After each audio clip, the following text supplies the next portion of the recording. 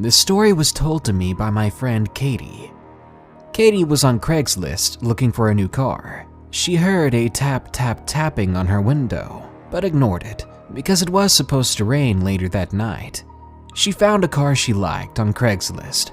I don't remember what kind, but it was going for $1,400, which for her was a good deal, and she replied saying that she was interested.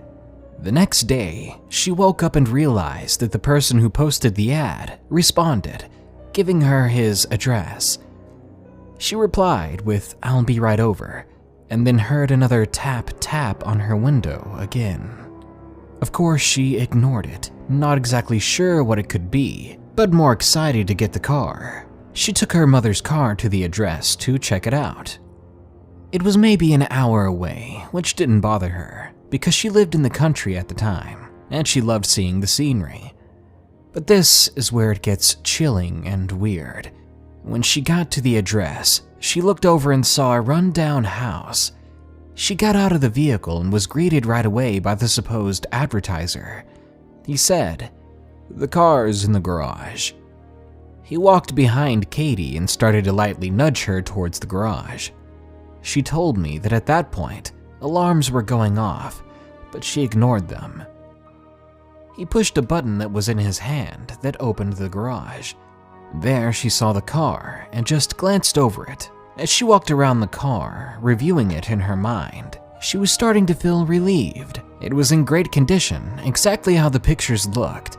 As she approached the back of the car, she saw that the man was smiling more and more. Katie just assumed that he was happy that she was happy with the vehicle and ready to make a sale.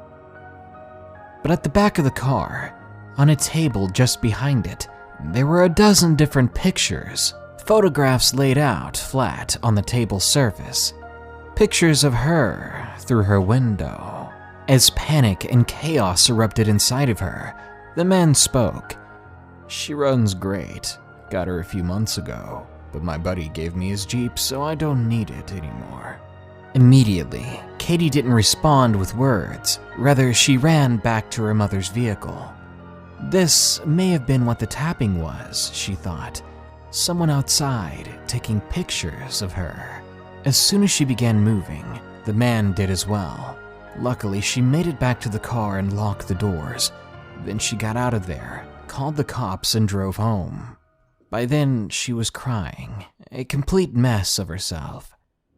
After this experience, I think what freaks her out the most was the fact that the man knew her plans to buy a car, knew her enough to know what she wanted, to make sure she would pick up the ad. How long had he been following her, and how close had he come?